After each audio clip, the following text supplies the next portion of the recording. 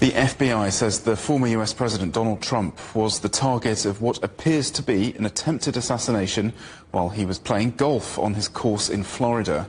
A suspect, identified in the US media as 58-year-old Ryan Routh, is in police custody. It comes just 2 months after the Republican presidential candidate was grazed on the right ear when a gunman fired on him at a campaign rally in Pennsylvania. Well, let's get more on this now with Robert McDonald, a retired assistant special agent with the Secret Service and a former supervisor of President Biden's security. Thank you very much for being with us on CGTN today.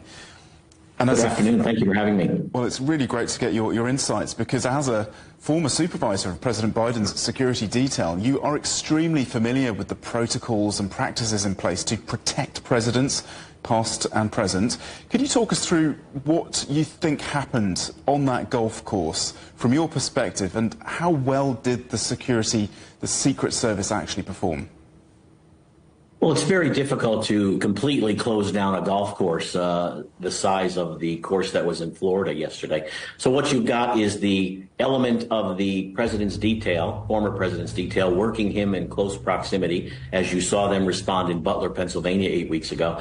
And then you've got outlier poststanders that we call, who are basically sweeping the holes in front of, during where the president is, and behind the president to make sure that there's nothing going on in that area. Excellent work by the two agents that were the hole ahead, or two ahead of the former president, to see that high-powered rifle that was protruding from the foliage and ultimately thwart an assassination attempt from actually happening.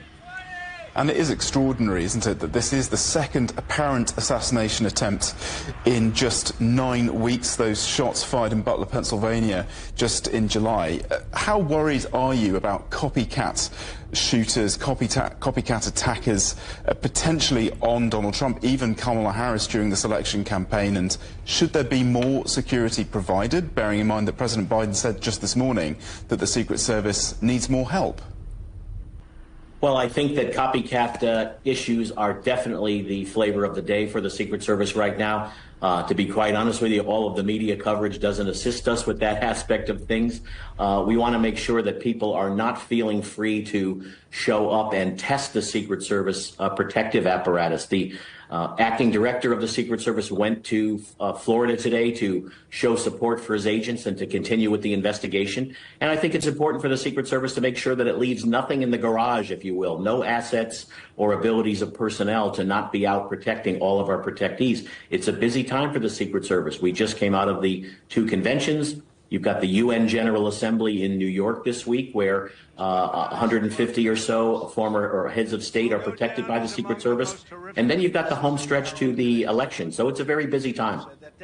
Absolutely, and it's just going to get busier over the next few months. And just how concerned are you about these weeks coming up to November, and the sad reality that the United States is a nation with a long history of political violence? And the Axios News website, I just want to quote to you, calling this a perfect storm, the current climate, and it's been brewing for years, fueled by extreme polarization, rampant disinformation, and that potentially mayhem is going to rain down in November. How concerned are you about wider unrest in the country?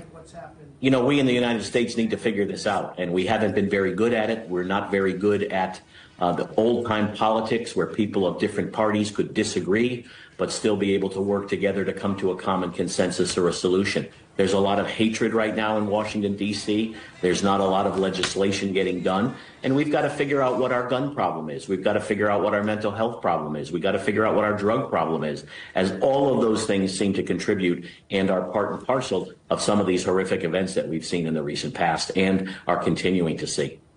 Absolutely. Well, thank you very much indeed for joining us, providing us your unique insight into this most recent apparent second attempted assassination attempt on Donald Trump's life. Robert McDonald, a retired assistant special agent with the Secret Service in the US. Many thanks indeed. Thank you.